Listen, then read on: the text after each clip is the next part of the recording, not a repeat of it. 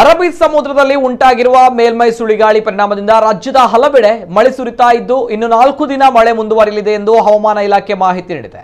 ಬೀದರ್, ಕಲಬುರಗಿ, ಯಾದಗಿರಿ, ರಾಯಚೂರು, ಬಾಗಲಕೋಟೆ, ಬೆಳಗಾವಿ, ಕೊಪ್ಪಳ, ದಾವಣಗೆರೆ, ಗದಗ, ಉತ್ತರ ಕನ್ನಡ, ದಕ್ಷಿಣ ಕನ್ನಡ, ಉಡುಪಿ, ಹಾವೇರಿ, ಶಿವಮೊಗ್ಗ, ಚಿಕ್ಕಮಗಳೂರು, ಹಾಸನ, ಕೊಡಗು ಹಾಗೂ ಕೋಲಾರದಲ್ಲಿ ನಾಳೆ ಗುಡುಗು ಮಿಂಚು ಸಹಿತ ಧಾರಾಕಾರ ಮಳೆ ಬೀಳಲಿದೆ. ಈ ಹಿನ್ನೆಲೆ ಹವಾಮಾನ ಇಲಾಖೆ ಯೆಲ್ಲೋ ಅಲರ್ಟ್ ಘೋಷಣೆ ಮಾಡಿದೆ. ದಕ್ಷಿಣ ಒಳನಾಡಿನ ಕೆಲ ಜಿಲ್ಲೆಗಳಲ್ಲಿ ಸಾಧಾರಣ ಮಳೆಯಾಗಲಿದೆ. ಸತತವಾಗಿ ಮಳೆ ಬೀಳುತ್ತಾ ಇರುವಂತಹ ಹಿನ್ನೆಲೆ ಹಲವು ಜಿಲ್ಲೆಗಳಲ್ಲಿ ಗರಿಷ್ಠ ಕನಿಷ್ಠ ತಾಪಮಾನದಲ್ಲಿ ಏರಿಳಿತವಾಗುವಂತಹ ಜೊತೆಗೆ ಬಿಸಿಲಿನ ಧಗೆಯೂ ಕೂಡ ಹೆಚ್ಚಿದೆ. ಕರಾವಳಿ ಜಿಲ್ಲೆಗಳಾದ ದಕ್ಷಿಣ ಕನ್ನಡದಲ್ಲೂ ಕೂಡ ಇಂದು ಸಂಜೆ ಕೊಂಚ ಮಳೆಯಾಗಿದ್ದು ನಾಳೆಯೂ ಮಳೆ ಮುಂದುವರಿಯುವ ಸಾಧ್ಯತೆ ಇದೆ ಎಂದು ಹವಾಮಾನ ಇಲಾಖೆ ಮಾಹಿತಿ ನೀಡಿದೆ.